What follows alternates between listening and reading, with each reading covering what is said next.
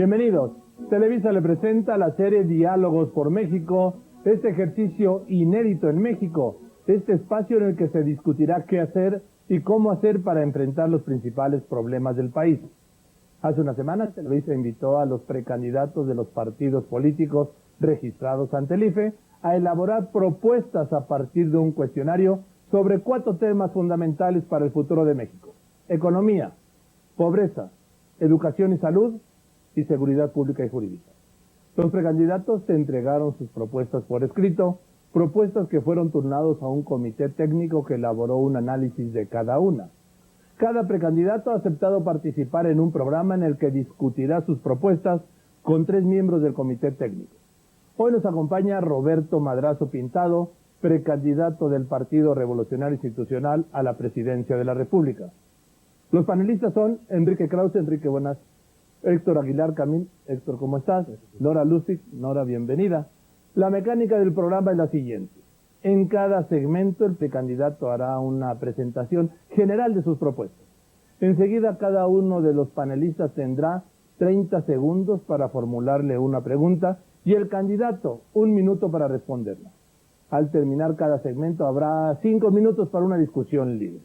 Por último, presentaremos al precandidato un video sobre un acontecimiento determinado y le pediremos que nos diga qué haría frente a él, qué decisiones de todo orden tomaría si fuese presidente de la República. Cerraremos con un segmento para que el precandidato deje un mensaje final. El formato del programa es idéntico, pero idéntico para todos los precandidatos. Se grabará y transmitirá sin interrupciones ni corte alguno.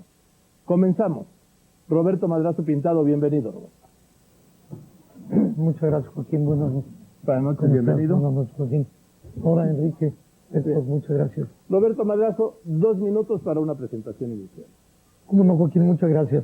Bueno, primero, yo creo que hoy cualquier análisis que se haga se tiene que dar en torno de un contexto de carácter internacional. Todos los países están compitiendo por los mercados internacionales.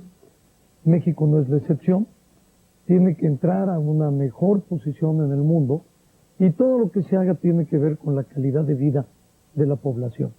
Ese es el enorme reto que tiene un país como el nuestro, lograr que su desarrollo económico sea más competitivo, que tenga tasas de crecimiento adecuadas que hoy no ha alcanzado, que tenga la posibilidad de que este crecimiento le permita la generación de los empleos, que los márgenes de competitividad sean lo suficientemente amplios para generar un ambiente de gobernabilidad y que pueda avanzar en proyectos de combate a la pobreza, que en mi caso yo le llamo la lucha por la igualdad. Es un pacto nacional por la igualdad y el desarrollo que debe crear una serie de condiciones de participación ciudadana, incluyente, respetuosa de la pluralidad, y avanzar de esa forma. Temas fundamentales que le siguen es todo lo relacionado con la educación, con la salud, que debe de ser el eje del desarrollo social, la educación, y en torno de ella agrupar la salud, la vivienda, el empleo, el salario, y terminar con una propuesta muy firme, muy seria, del respeto al Estado de Derecho, del fortalecimiento a la legalidad, de la recreación de la vida institucional del país para poder generar condiciones de desarrollo y que esto haga fácil la conducción de un país en pleno siglo XXI. Enrique Krause, 30 segundos, la primera pregunta. Señor licenciado, su propuesta se orienta en efecto al crecimiento y la modernización. Extrañé en ella, sin embargo, una página al menos de autocrítica. El PRI permaneció varias décadas en el poder y aunque su saldo histórico tiene aciertos, es claro que muchos de los graves problemas que tiene el país son achacables a su largo reinado. ¿Por qué no ha ejercido el PRI una autocrítica? Sí la ha ejercido en este amplio sentido. Enrique ha hecho una propuesta seria de renovación, primero al interior, para que pudiera ser competitivo. Cuando perdimos la presidencia de la República, el partido entró en una composición diferente. Y en ese sentido tuvo que dejar de hablar consigo mismo, volvió a ser un partido de causas, que es muy importante frente a la sociedad, causas que tienen que ver con el crecimiento del país y causas que tienen que ver con la pobreza, la desigualdad que nosotros queremos abatir Y esta autocrítica hizo que el partido pudiera recuperar espacios electorales que no había ganado en los últimos tiempos. Rompimos mitos. Fue un partido que ganó en centros urbanos, es un partido que ganó sin presidente de la República y es un partido que logró competir y ganar con una multa de más de 1,000 millones de pesos. Héctor Aguilar Camín, 30 segundos. Y sin embargo, la pregunta persiste. ¿En qué ha cambiado el PRI? ¿Por qué los votantes ahora deberían confiar en su candidato presidencial y hacerle presidente? Héctor, es un tema fundamental. El PRI del 2000 no existe. El PRI del 2000 está terminado. Este es un partido que perdió y ganó con ello su libertad, perdió la presidencia de México, pero que tuvo la alternativa de convertirse en un partido de vanguardia, liberado de apellidos seccionales, un partido que hoy es competitivo y por eso está ganando, ha dado paso a una nueva generación de políticos que están llegando a los cargos de elección popular regionales, reconoció la fuerza regional y eso nos ha dado una enorme posibilidad de triunfo. Y es un partido que volvió a sus orígenes. En muchos sentidos, el partido se está recreando para volver a abanderar las causas, liberarse de grupos, de presiones, de intereses individuales y ser un partido competitivo electoralmente como lo ha sido, donde pasó del 21% la preferencia electoral del 2000 al 39% de la intención del voto en el año 2005. Nora Lustig, 30 segundos, por favor. Licenciado Madrazo, la corrupción, como sabemos, es uno de los problemas principales que aqueja a México y también una de las principales causas de la falta de dinamismo económico y la perpetuación de la pobreza. Atinadamente usted ha afirmado en su propuesta que se propone combatirla. En este contexto, ¿estaría de acuerdo en que fuera requisito legal para el presidente y los miembros de su gabinete hacer pública la declaración patrimonial al inicio y al final de su gobierno y que la información sea sujeta a una verificación por un grupo ciudadano, una instancia ciudadana respetada, reconocida, pero independiente? Gracias, Nora. Por supuesto que estoy totalmente de acuerdo con ello. Lo marca la ley. Cuando uno es servidor público tiene que presentar su declaración patrimonial cada año, pero a mí me parece que debemos de hacerlo desde las campañas. Alguien que pretende gobernar al país tiene que estar bajo la lupa de la sociedad y creo que este es un buen momento para que todos los precandidatos desde ahora presentemos nuestra declaración patrimonial y que vayamos dando muestras a la sociedad de honestidad, de rectitud, que son valores indispensables que requiere la población encontrar en el próximo presidente, más la experiencia, la firmeza y la conducción en el rumbo del país, que es algo que se requiere.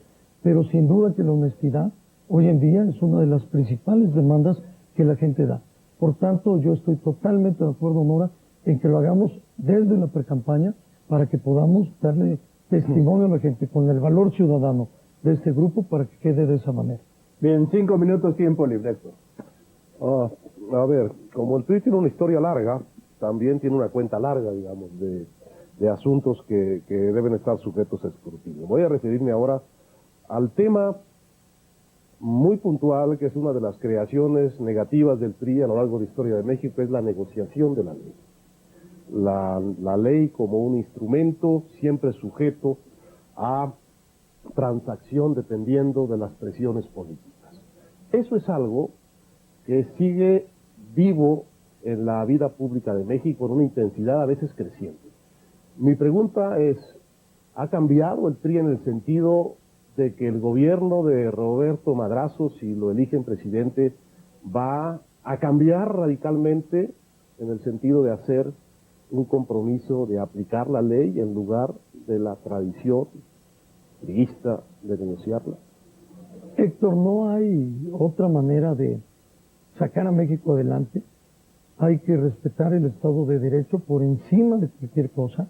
La gente está pidiendo hoy seguridad en la inversión, seguridad en su patrimonio, seguridad en su vida, seguridad en su empleo, seguridad en su salario, seguridad en el crecimiento del país, seguridad en el desarrollo económico y en la infraestructura. La gente quiere seguridad. Y de gobernar el país, de ganar la elección presidencial, yo cumpliré con la ley, no me apartaré de la ley.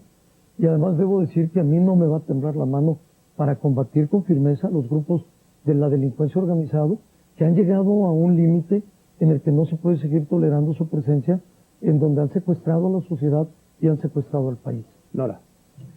Sí, usted atinadamente dijo que estaría de acuerdo con la propuesta, no solamente de llegar a la presidencia, pero también siendo candidatos, que se comparta la información de la riqueza antes y al terminar el mandato. Pero estaría de acuerdo también con la creación de un proceso de verificación por una instancia ciudadana, porque eso no me quedó claro. Estoy pensando, por ejemplo, que se podía, dentro del marco de transparencia, generar un comité que se encargara de verificar la información que se da tanto al inicio, o sea, y en el inicio implica también cómo se llegó a donde está esa riqueza, y al final. Para mí me parece muy importante que más allá que la declaración haya la posibilidad de que la ciudadanía tenga la opción de verificarlo. Bueno, a mí me gustaría avanzar incluso no solo en el aspecto de la rendición de cuentas y la declaración patrimonial, sino generar una ley de participación ciudadana que nos permita darle iniciativa popular a la sociedad en temas tan importantes como este que tú comentas, pero también como el de la seguridad pública y el respeto a la ley que comentaba Héctor. Vimos todos una marcha aquí en la capital, hace casi 500 días de ella, en donde no pasó nada. Si la sociedad hubiera contado con una ley de participación ciudadana que excitara al Congreso a elaborar una iniciativa en materia de seguridad pública, estaríamos viendo hoy resultados en materia de seguridad pública. Por eso yo creo que no solo es en el tema de rendición de cuentas y de transparencia, sino la participación ciudadana tiene que ser creciente y lo debemos de garantizar con una ley de participación ciudadana. Enrique. La derrota fue consecuencia de la crítica ciudadana, pero yo me estoy refiriendo a la autocrítica. ¿Se hizo autocrítica? ¿Puede señalarme una publicación, un congreso, un programa, un debate interno en el PRI, en donde el PRI haya hecho pública la aceptación de sus responsabilidades históricas en el 68, el desastre causado por sus gobernantes del 70 al 82 en el populismo, la falta de crecimiento en los últimos gobiernos priistas y sobre todo la cultura de la corrupción? Sí la hay, Enrique, y ha habido congresos, asambleas nacionales, consejos nacionales, publicaciones sobre ello. Pero déjame decirte algo en lo que no estoy de acuerdo contigo. El país creció con los gobiernos priistas.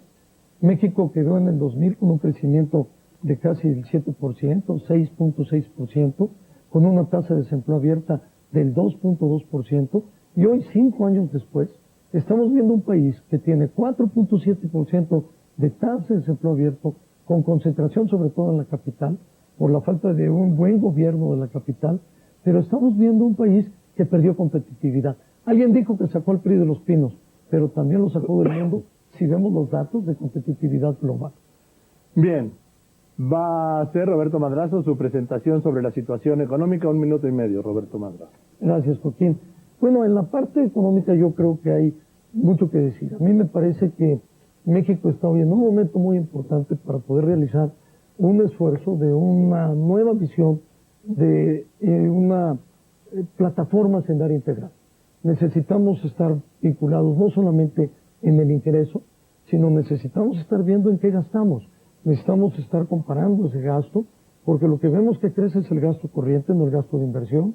Lo que vemos que hoy nuestro país está dejando de tener es la capacidad de darle desarrollo regional muy importante a la nación, de generar zonas económicas que de manera natural, si le damos impulsos fiscales, si le damos infraestructura, si le damos un buen jalón a regiones, vamos a poder competir.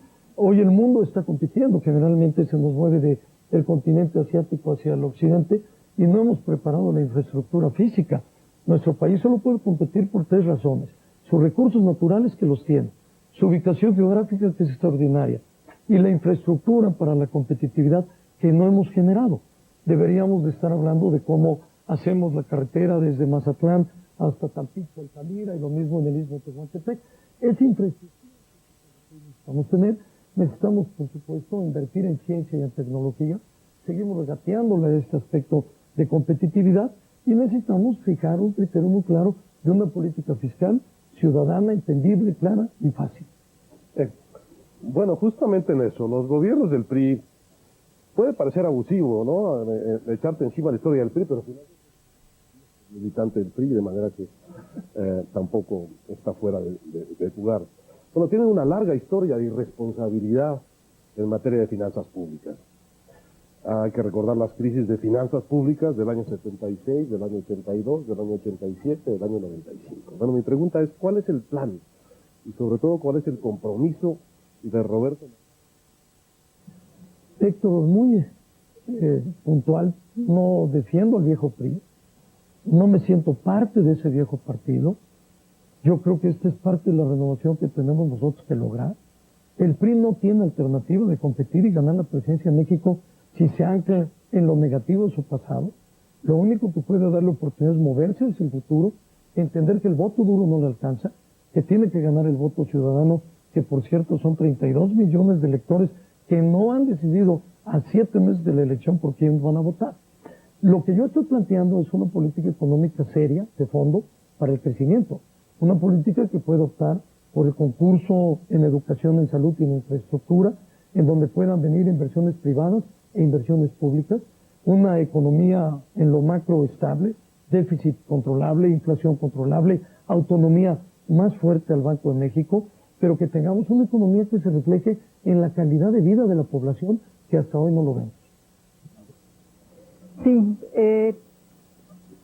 en función de lo que se ha analizado en los últimos años, se ha encontrado que muchas veces la dicotomía entre crecimiento y reducción de la pobreza o reducción de la desigualdad no existe. Hay muchas iniciativas en donde, de hecho, si uno comienza por tomar iniciativas para reducir la pobreza, estas tienen un impacto no solo sobre la pobreza, sino también sobre el crecimiento. En general he visto que este elemento no está presente en la propuesta, ni tampoco en las otras propuestas, y me parece que para generar un espacio de convergencia de opinión pública que permita una reducción de la pobreza decidida, será necesario comunicar dónde existen esas situaciones de ganar-ganar. Una de ellas es en el espacio del desarrollo de zonas que están hoy atrasadas, como el sureste de México. ¿Cuáles serían las iniciativas que propone usted para que al mismo tiempo que se reduzca la terrible pobreza que existe ahí, podamos generar polos de crecimiento que se compartan con el resto del país? Gracias, Nora. Sin adelantarme mucho al tema de pobreza, que seguramente entraremos en un momento más, yo debo decirles que estoy convencido de crear estas zonas estratégicas del desarrollo económico y que ahí podemos generar un buen crecimiento para ir por la igualdad, porque la política social no se agota en la lucha contra la pobreza. Creo que la política social tiene que ver más allá, tiene que ver con la competitividad, y en el caso de la competitividad tenemos que ver con la infraestructura. La infraestructura hoy en día no nos está dando los indicadores de que hemos invertido bien el dinero. Por eso yo hablaba de un programa hacendario que invierta bien el dinero, que haga un gobierno menos caro, un gobierno más eficiente, un gobierno con visión de largo plazo, una visión que nos permita elaborar la infraestructura desde diferentes regiones para que el país salga adelante y entonces incorpore a través de la educación, capacitando para el empleo a la gente por motivos de competitividad internacional.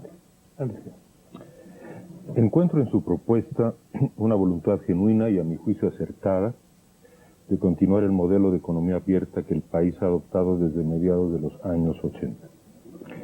Habla usted de competitividad, de la urgencia de una reforma laboral, de una reforma fiscal amplia y profunda y una acelerada reforma del sector energético. La pregunta obvia es, ¿por qué el PRI bajo su dirección no alentó decididamente en el presente sexenio el modelo al que hago referencia? Por una simple razón, Enrique. Cuando no hay proyecto, no hay posibilidad de crear acuerdos. Este gobierno se ha caracterizado por no tener acuerdos, porque no hay proyecto y no hay rumbo. Cuando discutimos la reforma energética, que sin duda es necesaria para el país, no hay un proyecto claro sobre ella. Tan es así que llevamos 4 secretarios de energía en tan solo 5 años de gobierno. Lo que necesitamos es tener un proyecto de largo plazo.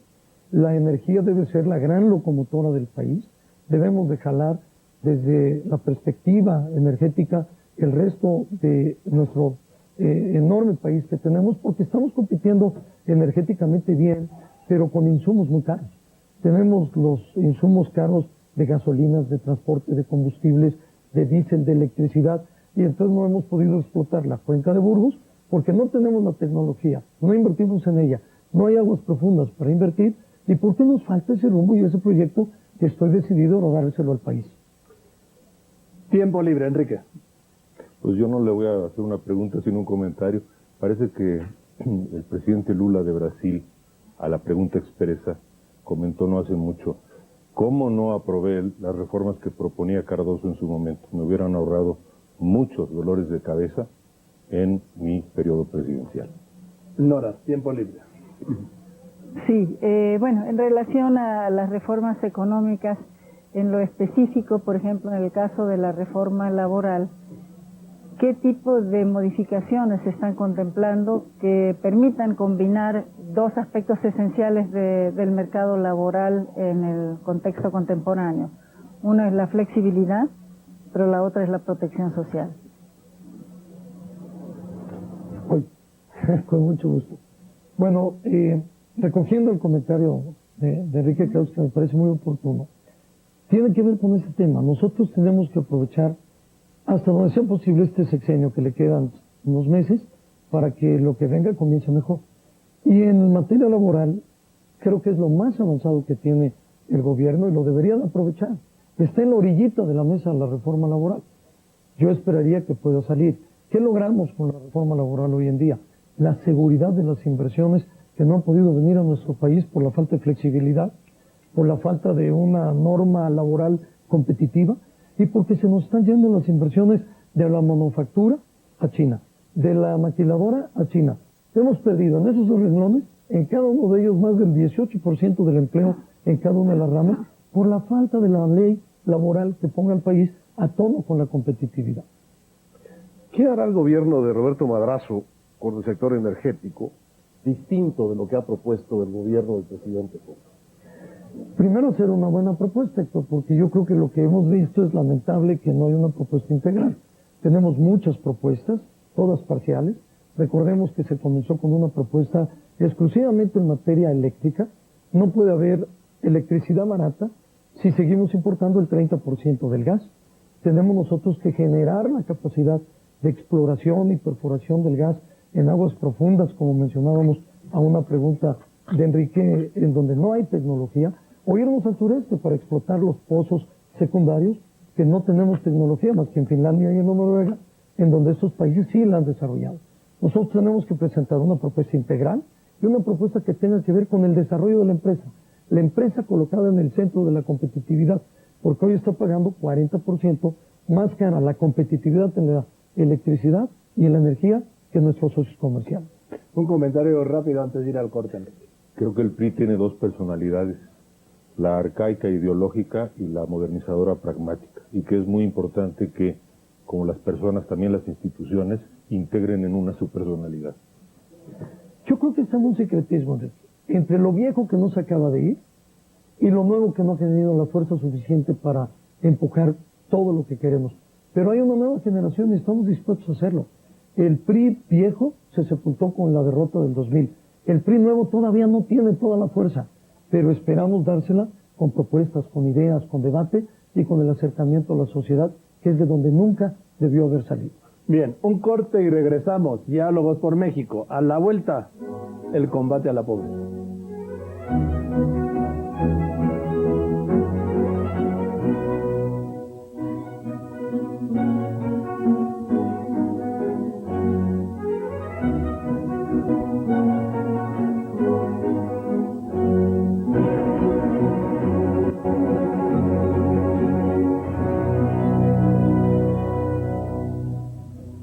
El combate a la pobreza. Roberto Madrazo, 1 minuto y medio.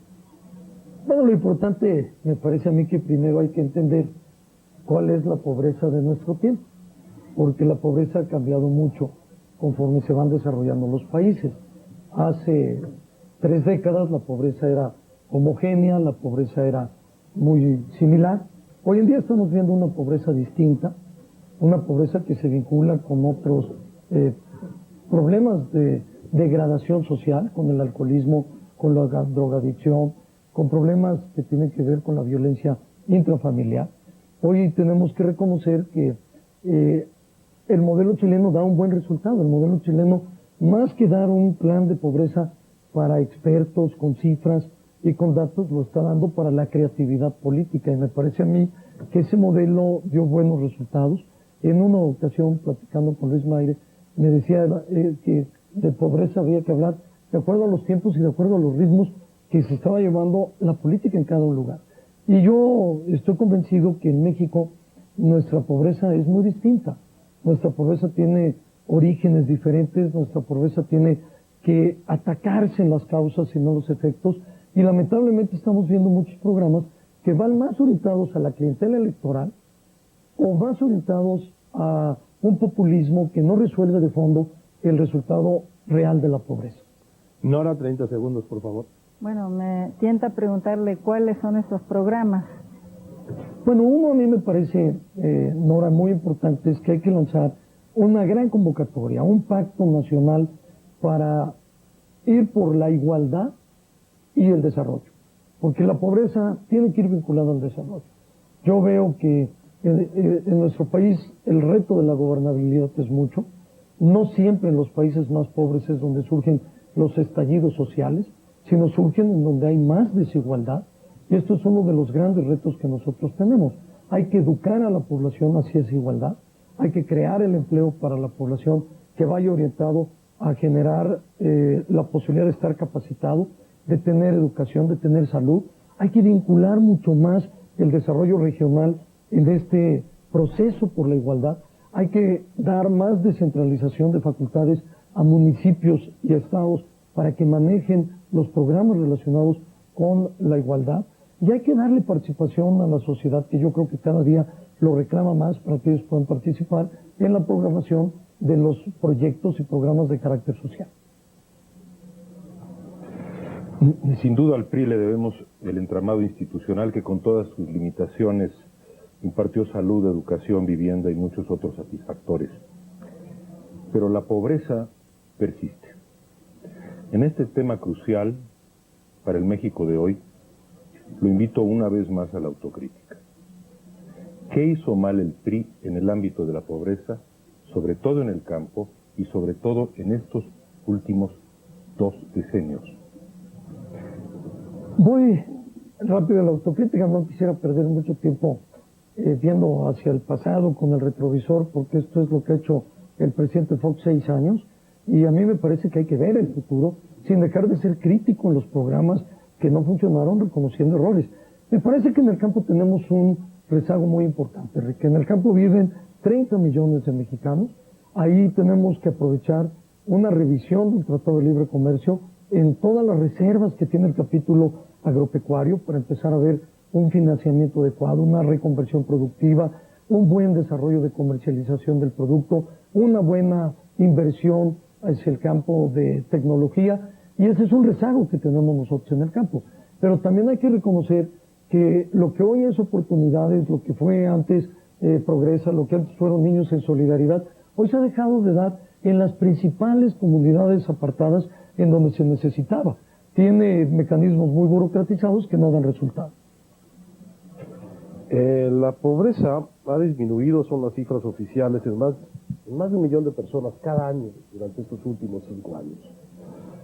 Mi pregunta es, ¿cuánta menos pobreza entregaría un gobierno de Roberto Madrazo en caso de llegar a la presidencia? Yo no creo que haya disminuido la pobreza, Héctor. Me gustaría que así fuera, porque amo a mi país, pero en el recorrido que hago de pueblo en pueblo la gente está más pobre. El empleo no solo ha decrecido, sino el empleo ha tenido menos calidad. El salario no alcanza para la gente que está trabajando. Y recogiendo la pregunta, Enrique, un productor que gana con su esfuerzo solo le alcanza el 50% de lo que gana para mantener las necesidades de su familia en ese margen. No le da para más. Y la desigualdad sigue. La desigualdad la vemos en todo sentido. Hemos visto la pérdida del empleo. y hemos visto la calidad del empleo que cada vez se pierde. No sé de dónde salen las cifras que están perdiendo, y no tiene que ver con educación. El 42% de la población que está desocupada en nuestro país está educada. Tiene educación media superior o educación superior. Solo el 1% no tiene educación, lo que quiere decir que no hay un buen proyecto de combate a la desigualdad. En tiempo libre, 5 minutos. Uno de los problemas de México es siempre pensar que cada 6 años empieza un ciclo histórico o cósmico. En particular quiero decirle que, no sé usted, pero la CEPAL, el BID, el Banco Mundial han avalado la observación de que el programa Oportunidades ha abatido en un porcentaje importante la pobreza, los niveles de pobreza, y en caso de que usted llegue a la presidencia, va a servirle ese programa para seguir beneficiando, como ahora beneficia a 5 millones de personas. Estos son cosas de familias, perdón, y estos no son datos sacados de la manga. Pero en concreto le pregunto, su propuesta se enfoca a la generación de empleo. Dadas las dificultades de esa creación, ahora al menos en las variantes tradicionales, ¿por qué no exploró de verdad la vía del autoempleo? Yo creo que hay que hacerlo, pero me iría un poquito a una cifra que no es mía, sino que es del Banco de México y que es del INEGI, en donde ha dejado este programa de oportunidades más de 23,000 comunidades más apartadas de Oaxaca, de Veracruz, de Chiapas y de Guerrero sin atención, porque ha ocupado sus recursos fundamentalmente en Jalisco, lo ha hecho en Nuevo León, lo ha hecho en Tamaulipas y lo ha hecho en estados industrializados, no en las comunidades de mayor marginación y de mayor pobreza. Los recursos no llegan a tiempo, Enrique. Los recursos están muy burocratizados y muy centralizados. Pero sin querer entrar en una discusión de cifras internacionales o nacionales, yo creo que hay algo que sí rescataría del presidente Fox, que es el programa de vivienda. En el programa de vivienda, y estoy de acuerdo que en México no se debe inventar cada sexenio, yo retomaría y continuaría el programa del presidente Fox, porque es un programa bien elaborado y bien hecho. No así el combate por la desigualdad. El autoempleo. Sí hay una propuesta en este libro que se llama Bases para un gobierno firme y con rumbo para mover a México. Es una propuesta que tiene que ver un poco con la preocupación que Nora nos decía del desarrollo social. Lo que yo estoy procurando es crear en estos jóvenes que encuentran hoy una nueva pobreza, el nuevo rostro de la pobreza, con el alcoholismo, con la drogadicción, con el suicidio juvenil, darle la oportunidad de que con incentivos fiscales las empresas puedan contratar nuevas empresas sociales o familiares que son prestadores de servicios para que estos jóvenes se puedan autoemplear con un fondo recuperable, porque yo no soy de los tabasqueños que dan caridad. Yo creo que los tabasqueños nos diferenciamos en varias cosas, y entre ellos en una propuesta económica seria para el país, que no tiene que ver con el populismo, que no tiene que ver con el regalo de dinero. Héctor y Nora, es un hábito mexicano muy malo politizar las cifras de pobreza y descreer de las cifras oficiales. Yo, a menos que haya una refutación técnica y sólida, me parece que hay que aceptar los hechos reflejados en las cifras. En todo caso, también me parece que habría que aceptar el hecho de que hay un límite físico a la posibilidad de llegar a las comunidades más alejadas del país, y que hay una cierta demagogia en decir que es posible una cobertura total de salud, una cobertura total de educación o de agua potable en una geografía en donde hay miles de comunidades de difícil acceso, de 1,000 o menos personas que suman millones de mexicanos. Me parece que aquí habría que hacer un planteamiento muy serio de qué es lo que sí puede hacer el gobierno y qué es lo que no puede hacer. Coincido en una parte, Héctor. Sin duda, es muy difícil que nosotros podamos tener los mismos criterios para evaluar la pobreza, porque hay criterios que tienen que ver con el ingreso, otros con la alimentación, otros con la salud, otros con la nutrición. Hay una variable muy grande en que los organismos que miden la pobreza lo hacen. Y hay que reconocer que México es un país que hoy tiene que dar un paso más allá. Yo por eso decía a la pregunta de Nora que la política social que yo pretendería encabezar de ganar la presidencia de México no se agota en el combate a la pobreza. Es una política social que tiene que avanzar de manera incluyente con la participación comunitaria, Creo que en esas comunidades, como bien tú lo comentas, tan lejanas, tan apartadas, hace falta que la comunidad participe, hace falta que la comunidad decida por sí misma, no desde el centro del país que le digan qué es su prioridad, sino que ellos participen diciendo cuál es la prioridad, si el agua, el drenaje, la luz, la escuela, la salud o el templo, porque muchos están en eso, pero que haya una Contraloría Social, que haya una Contraloría que puedan evaluar de manera externa, no de las dependencias del gobierno, cómo va avanzando el combate a la desigualdad. Y me parece que la política social tiene que ser incluyente, tiene que ayudarnos a fortalecer la democracia, tiene que ayudarnos efectivamente a la infraestructura, porque hoy nuestras comunidades están, en muchas de ellas, en efecto, Héctor, muy alejadas, muy apartadas, y yo diría que debe ser útil para la gobernabilidad, porque la política social tiene que ser un contenedor de la ingobernabilidad, que en regiones como Guerrero, Michoacán o Oaxaca estamos en muchos momentos a ver. Pero apunto lo último, estamos perdiendo un bono demográfico por no hacer la lucha por la igualdad. Los jóvenes se nos están yendo fundamentalmente al extranjero y se están yendo en edad de producción. Quedan los viejitos, las señoras, y esto hace falta una buena política por la igualdad. Bien, perdón, ahora tengo que ir a un corte y regreso con el tema salud y educación. Continuamos, Diálogos por México.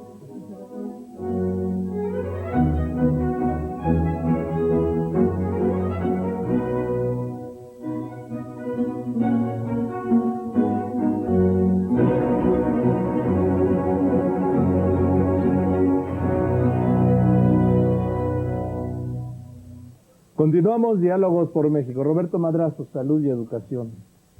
Educación es, para mí, Joaquín, el eje del desarrollo social. Un país que no tiene educación es un país que no tiene competitividad. Pero hay un punto en el que yo creo que la educación hoy juega un papel central. Es una educación para la vida, porque todo el tiempo estamos aprendiendo. En mi generación nos educaron con otro modelo que era casi memorizar todo lo que el maestro decía o los libros nos enseñaban. Hoy hay que empezar a reflexionar, a discutir, a debatir, a enseñar a los niños y a los jóvenes a tomar decisiones por sí mismos para poder avanzar. Y me parece que la educación no tiene un buen vínculo hoy en día con el desarrollo económico del país. Vemos enormes dificultades para el desarrollo de los jóvenes que terminan sus universidades porque no están vinculados al desarrollo. Hay que hacer un programa educativo vinculado al desarrollo productivo. Hay que llevar la salud como uno de los elementos fundamentales del desarrollo humano, junto con la vivienda, junto con el empleo, junto con el salario y, por supuesto, la educación, para que sea uno de los motores que le permitan trabajar y vivir bien para que se puedan mover. Y contar con la infraestructura que en todos lados necesitamos ver que se invierte, que hoy no se invierte. Excedentes petroleros no se invierten en la educación. Excedentes petroleros no se invierten en la salud, excedentes petroleros no se invierten en el desarrollo de infraestructura de competitividad. Bueno, me sorprende oír a Roberto Madrazo hablar de competitividad, de cómo medir la pobreza, de cómo desarrollar la educación, y voy a dejar de preguntarle al Roberto Madrazo, que habla de estas cosas, que es el tecnócrata, a ver si le puedo preguntar algo al político. Porque detrás de cada una de las cosas que se han planteado aquí, hay un sindicato nacional.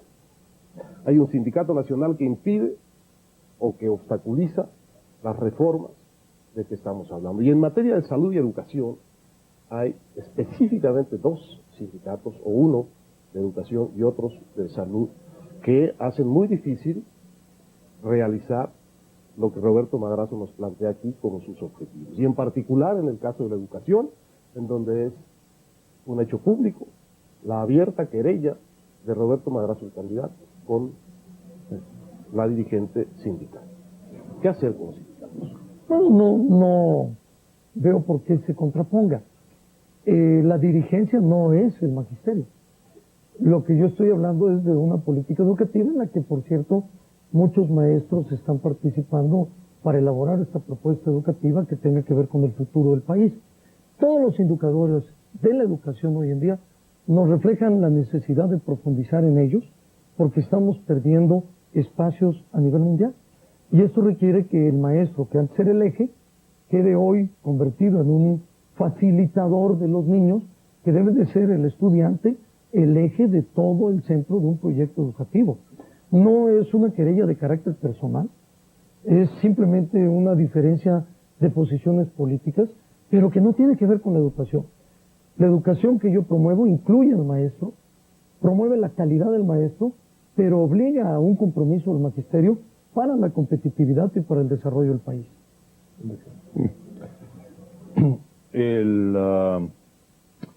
El CENTE es una entidad poderosísima con 32 patrones que son los gobernadores de los estados. ¿No le parece a usted que hay una incongruencia en esta federalización truncada, por una parte? Y por otra, ¿cómo lograr que los padres de familia tengan alguna real, verdadera injerencia en la educación y la evaluación de la educación que se imparte a sus hijos? Me parece toral el punto, Enrique, de que los padres de familia pueden participar. Yo creo que la casa, el hogar, es una extensión de la escuela. Ahí es donde se reafirman valores, ahí es donde se reafirma la preparación que recibe el estudiante en la aula, pero en el aula esto tiene que ser evaluado. Y tiene que haber, como hay ya mecanismos de evaluación sobre los programas, sobre la carrera magisterial, sobre muchos temas, tiene que haber una participación más activa de los padres de familia en la valoración de los contenidos educativos.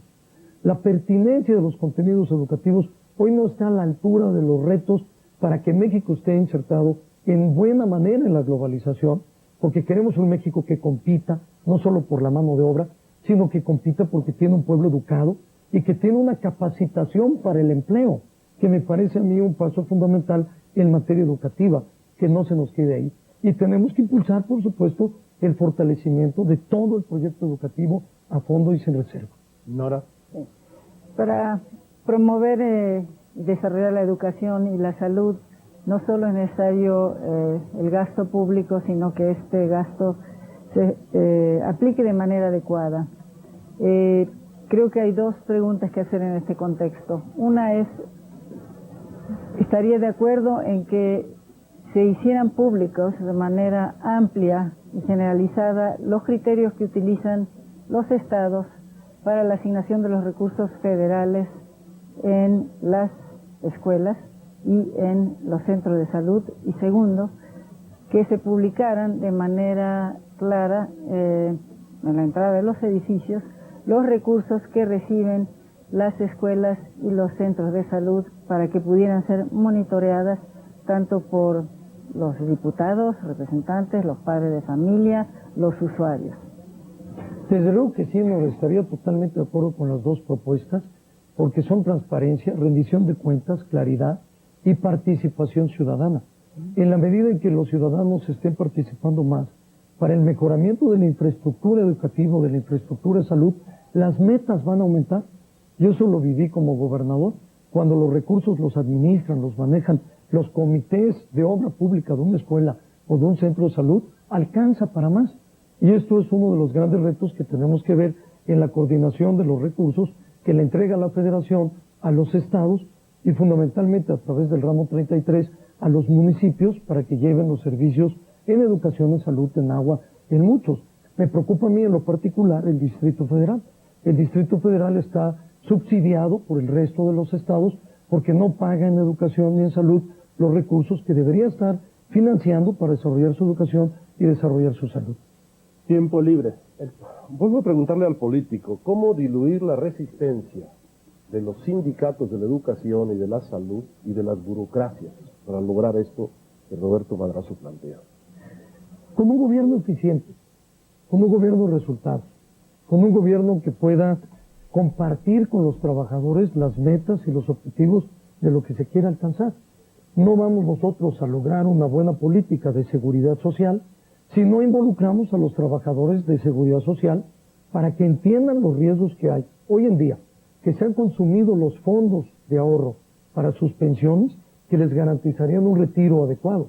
Y lo mismo es en la educación. Tenemos que romper inercias, resistencias, intereses creados para que pueda el magisterio, los maestros, participar en el diseño de una política educativa. Y en resumen yo diría que en todo lo que hemos hablado nos falta recuperar algo, la política de Estado que hace tiempo no vemos en nuestro país en muchos de los temas nacionales. El sindicalismo, en efecto,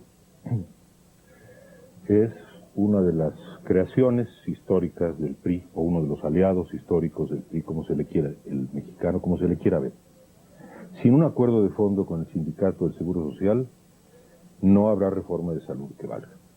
Porque ese y otros sindicatos, repito, han estado ligados al PRI, cabe preguntarle en concreto cómo negociaría su gobierno el tema de pensiones con el sindicato del Seguro Social.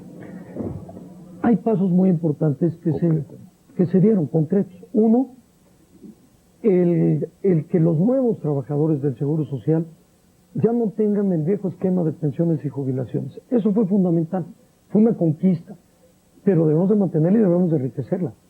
Es como si un hospital lo quisiéramos dejar sin enfermeras, no funciona. El sistema de seguridad social tiene que hacerse con los trabajadores, pero se pueden lograr acuerdos cuando hay proyectos. Lo que ha sucedido es que no hay proyecto. A mí me parece impresionante que este gobierno haya cedido a todo bajo la presión, haya cambiado director del Seguro Social por la presión. Me parece que ese no era el camino.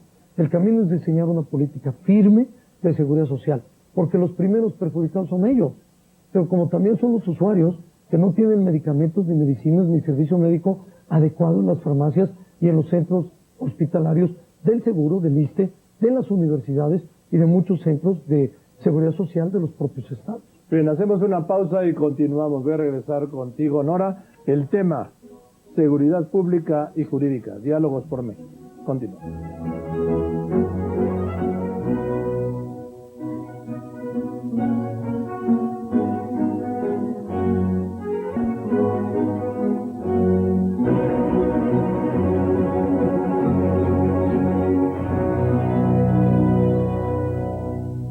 Seguridad pública y jurídica. Roberto Madra. La primera obligación del Estado mexicano es brindar seguridad. Seguridad en los bienes, seguridad en las personas, y hoy en día no lo estamos viendo. Lo que yo propongo es una evaluación completa de todo el sistema de seguridad, que podamos crear el Centro Nacional de Inteligencia Policial para que los policías cumplan con un mandato de la Constitución del 94, que se reformó para que coordinaran sus acciones entre policías estatales, municipales y la Policía Nacional. Debemos seguir discutiendo un poco si le damos un solo mando a todas las policías. Debemos de perfeccionar la policía preventiva para que pueda tener en la Constitución, con su reforma, funciones de investigación antes de la detención. Y debemos de seguir debatiendo un tema que a mí me parece fundamental: la procuración de justicia, la reforma del Poder Judicial, el que la justicia no sea por unos cuantos, sino sea para todos, y el que tengamos la oportunidad fundamental de lograr una promoción adecuada de lo que hoy estamos viendo en la seguridad. Mal equipamiento, mala capacitación, mala policía en su rendimiento, en su preparación psicológica frente al crimen organizado. En esto hemos perdido tiempo, la gente ya no lo quiere seguir perdiendo, y tenemos que entrarle de lleno a un tema crucial que la gente no puede soportar más por la delincuencia que día con día crece, golpea y amenaza al ciudadano. Nora, 30 segundos. Sí, uno de los factores fundamentales en cuanto a la seguridad jurídica es el derecho de la propiedad. En los procesos de parcelación de ejidos que han tenido lugar en los últimos años, se ha observado que muchas veces la titulación no ocurre o no ocurre en el tiempo en que esto debiera pasar. ¿Qué propondría para que ya no se volviera a repetir una situación que afecta tanto a la pobreza como al potencial de crecimiento en el sector rural? La seguridad jurídica, Nora, en el sector rural es fundamental, como en todos los demás sectores. La seguridad intelectual, la seguridad de la propiedad, la seguridad de la inversión, es el gran reclamo de la población hoy: respeto al Estado de Derecho y seguridad.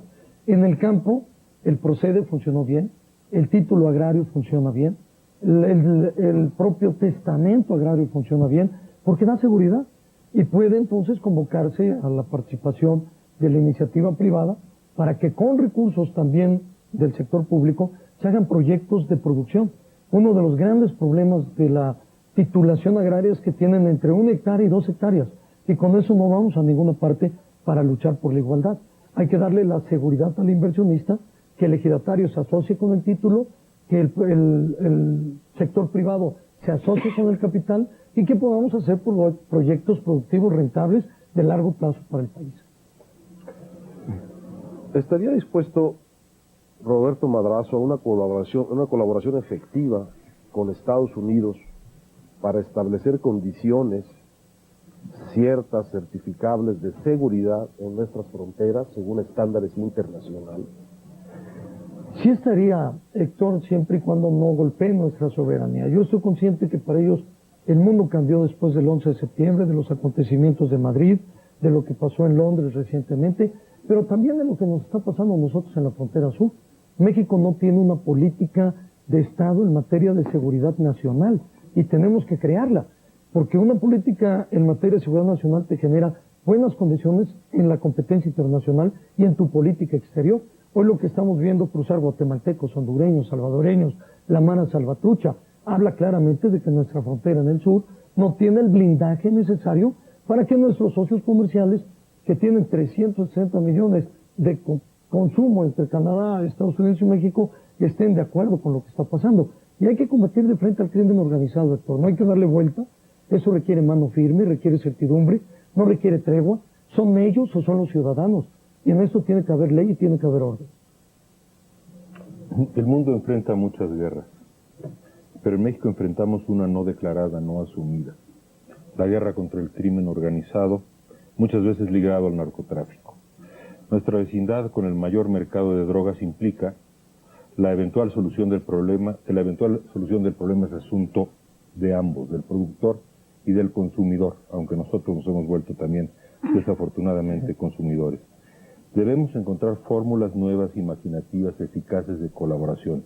¿Cuáles serían? Una de ellas, partiendo de un hecho real que tú señalas, Enrique, que somos ya consumidores, porque el narcomenudeo ha crecido de manera alarmante, porque la gente que antes le pagaban con dólares ahora le pagan con droga, y él tiene que comercializar la droga.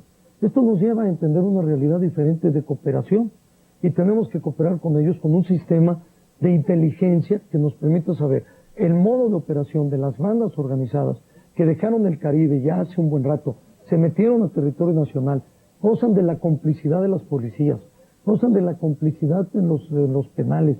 Vemos cómo desde allí se organizan los secuestros, los robos, el narcotráfico, y eso no puede ser soportable. Tenemos que lograr la cooperación con ellos en mecanismos que puedan darle seguridad a la frontera norte, con la que tenemos mayor comercio y que puedan tener la garantía de que se haga. Hay muchos mecanismos de cooperación y por supuesto tenemos que innovar, porque lo que nos está pasando es algo que no nos había pasado antes, de pasar a ser consumidores como ahora. Bien, tiempo libre, Nora. Sí, yo quería regresar, si me permiten, al tema de la pobreza y el desarrollo humano. Y si me permiten también compartir algunos datos, porque... Aunque luego tenemos un tema libre, ¿no quieres abordar este tema de seguridad pública y jurídica? Yo pensé que ya estábamos en el tema libre, el tema libre general. Bueno, en cuanto a seguridad pública y jurídica, mi pregunta sería, hace un rato Héctor mencionó que había en México una tendencia a negociar la ley, y también lo que pasa es que hay una tendencia a negociar la aplicación de la ley, lo cual, digamos, en otras palabras se llama de alguna manera corrupción, que desafortunadamente uno la ve de manera cotidiana a todos los niveles. Y la gran pregunta que le haría a usted, licenciado Madrazo, es ¿cuáles serían las formas que pondría en práctica para ir disminuyendo de manera muy acelerada este fenómeno que corroe no solamente desde el punto de vista ético, sino, como mencionó antes, es un impedimento para el crecimiento, para el desarrollo y para la equidad que usted mencionó como parte de sus preocupaciones? Nora, un factor clave para combatir la corrupción es que podamos tener claras las responsabilidades de los servidores públicos en materia de la prestación de su servicio desde la fase preventiva, en la procuración de justicia, en la administración de justicia y en la rehabilitación de los centros penitenciarios. Y tiene que haber sanciones ejemplares. Yo pienso que hoy que estamos con problemas tan serios en materia de seguridad, sin un proyecto integral en materia de seguridad, que no se comparte la información de un policía que se le da de baja en Tijuana, y que se le da de alta en Tepic porque no se comparte esa información, tenemos que sancionar a fondo cualquier acto que haga un hecho de corrupción de cualquier servidor público. Y ahí está la ley de responsabilidades públicas, hay que cumplirla y hay que entrar a fondo con el cumplimiento de ella. Algunas fuentes mencionan que usted tuvo algún empleo cuando muy joven, no sé si es cierto esto, en la Dirección General de Averiguaciones Previas de la Procuraduría. Si es cierto o no, si es cierto, qué bueno. Si no, de cualquier manera la pregunta es, ¿qué experiencias extrajo usted en ese caso? Y si no, de sus propias conjeturas, conclusiones, estudios de ese trabajo para fortalecer y dignificar la función del Ministerio Público en México. Sí, es cierto, el trabajo de que yo tenía 17 años, 18 años, entré como pasante en la Dirección de Averiguaciones Previas de la Procuraduría, sin sueldo, meritorio, y luego nos tocó formar los bufetes jurídicos gratuitos en las delegaciones del Distrito Federal, ya como pasante en la universidad. Trabajé con el doctor García Ramírez en la Procuraduría del Distrito Federal y aprendimos mucho. Una de mis mayores convicciones es que hay que darle autonomía al Ministerio Público. El Ministerio Público tiene que ser transeccional. El Ministerio Público tiene que ser designado por el Congreso, no por el Presidente de la República. Tenemos que darle mayores atribuciones y mayores facultades. Mi percepción como abogado, como mi experiencia, porque litigué muchos años, es que tenemos que perfeccionar el sistema de justicia penal, homologar los códigos penales. Hoy en día el delito de secuestro es un delito grave en un estado y no lo es grave en otro estado. Tenemos que entrar a la homologación para que los ministerios públicos también presten una buena función como servidores públicos. Bien, vamos a hacer una pausa y continuamos. Diálogos por México.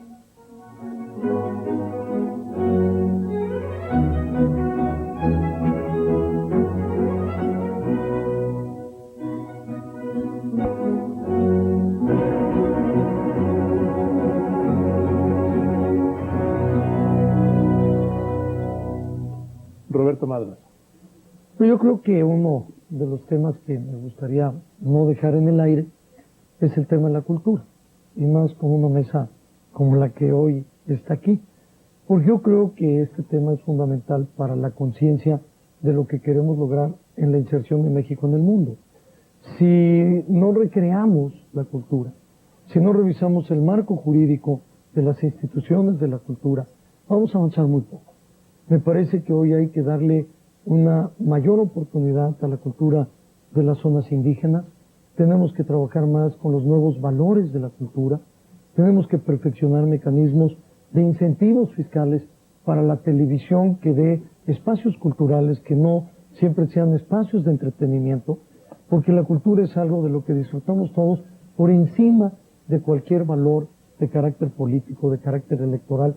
Y me parece a mí que es un tema que en la mesa no puede sobrar cuando está Nora, Enrique, Héctor, que conocen de esto, que sé que es un tema importante para México, pero que le da identidad a un país como el nuestro, que es pluricultural y que necesita tener una visión de una política de Estado en materia de cultura más amplia, más firme, más moderna y más incluyente de todos. Yo he tratado de que el denominador común de mis intervenciones sea la necesidad de la autocrítica. Estoy seguro que la autocrítica le hará bien al PRI, le hará bien al país, porque la consecuencia de la falta de autocrítica es que el PRI, en la percepción del mexicano en general, es un partido que tiene fuerza política, digamos que tiene hasta oficio político, pero tiene muy poca autoridad moral. Es una lástima porque sin duda hay entre sus militantes, siempre ha habido entre sus militantes políticos rectos y gobernantes experimentados. ¿Cómo va a ser el PRI a estas alturas de la historia para fortalecerse en el aspecto de la autoridad moral? No hay otra forma, Enrique, más que acompañar el discurso político con los hechos. La gente no tiene por qué creer hoy en los partidos políticos en general. Estamos viviendo una crisis de credibilidad en la política, en los políticos y en los partidos. Vamos a una elección presidencial que va a definir el rumbo de México para los próximos 30 o 40 años, en donde debemos fundamentalmente ganarnos la confianza. Así como en el mundo se mueve por la competitividad, por la confianza, en la política también se va a mover por la confianza. El electorado no se va a mover de dando votos en blanco, el electorado no va a soportar promesas que luego no se cumplen, sino que tenemos que ir a una autocrítica de lo que nos falló. Y al PRI le falló muy claramente dejar a la gente, y por eso perdió la presidencia de México. Defendió políticas antipopulares y perdimos la presidencia de México por ponernos en el lado equivocado de la calle. Nora, 30 segundos. Sí, quisiera volver al tema de desarrollo humano y salud y dar dos datos. Se sabe que el incremento del ingreso per cápita en la mayor parte de los países, aproximadamente un tercio, el 50%, se explica por mejoras en la salud y la nutrición en el largo plazo.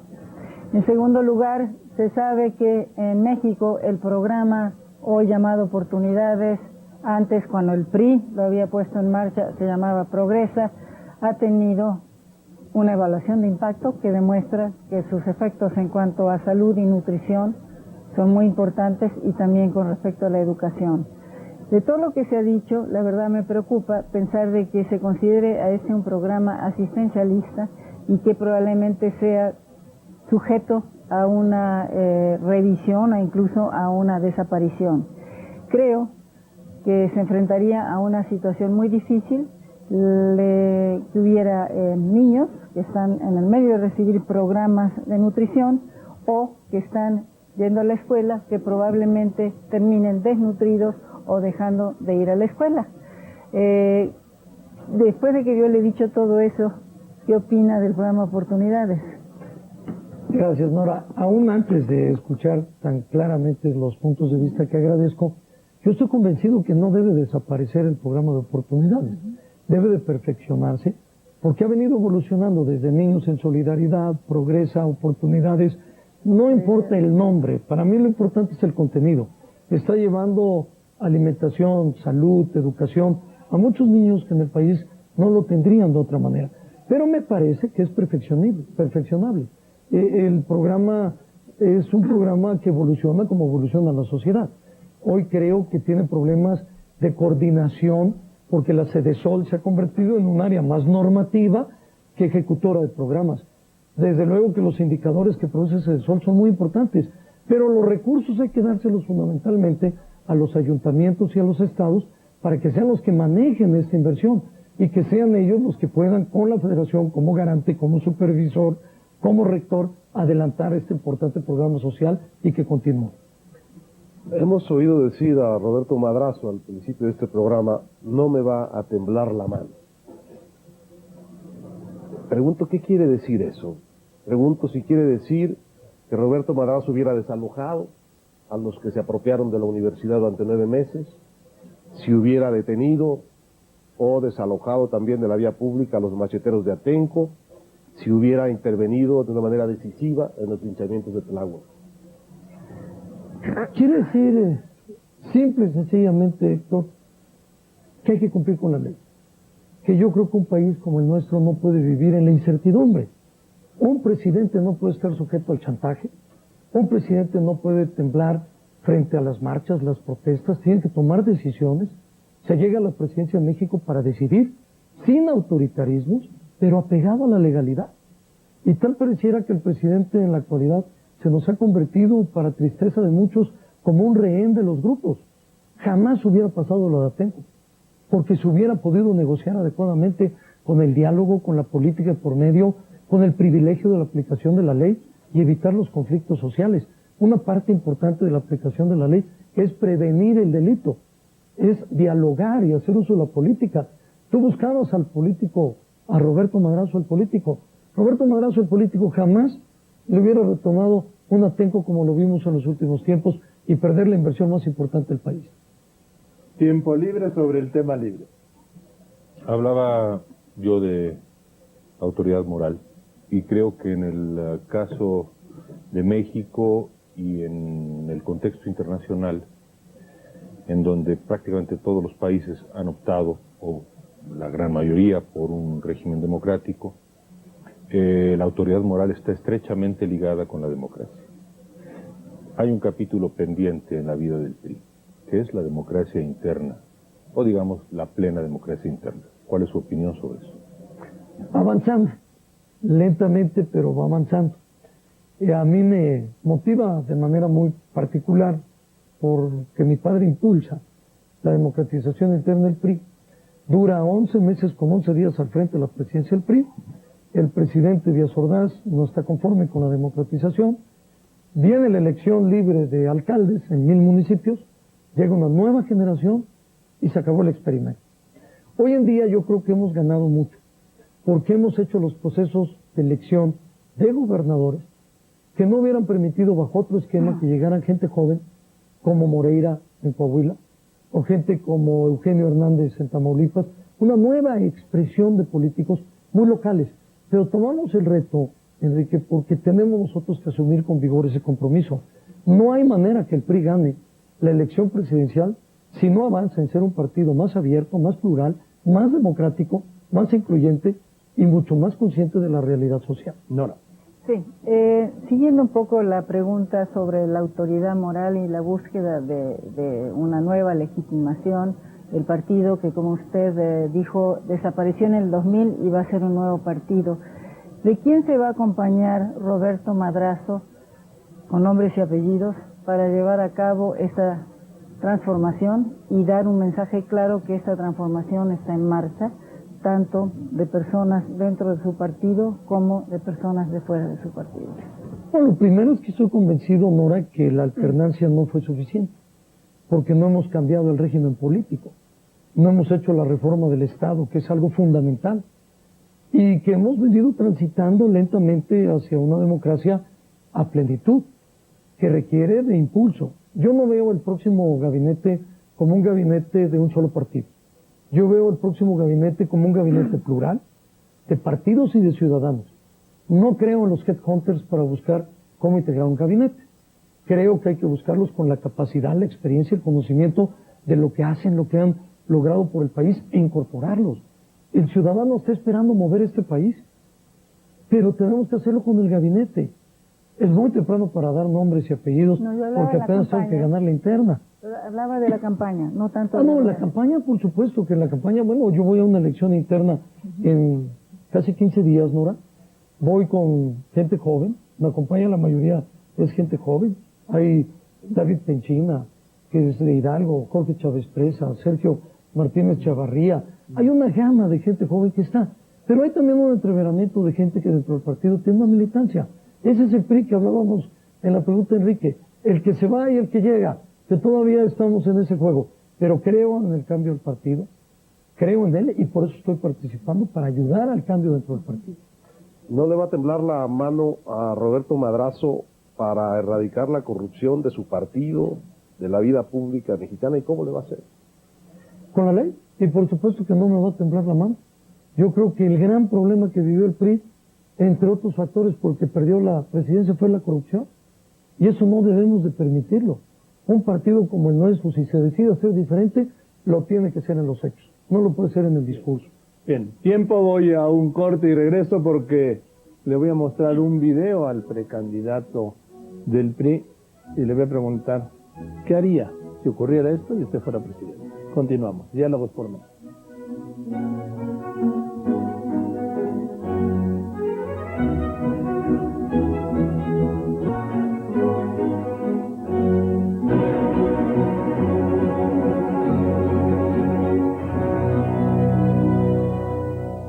Roberto Madrazo, mire este video.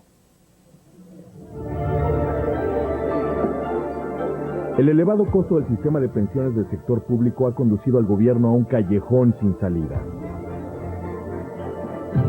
Los casos del IMSS y el ISSSTE son los más dramáticos. Los cálculos actuariales indican que en 7 años el IMSS no podría reemplazar a los trabajadores que se vayan jubilando. En el caso del ISSSTE, su presupuesto apenas alcanzaría para cubrir el gasto en pensiones.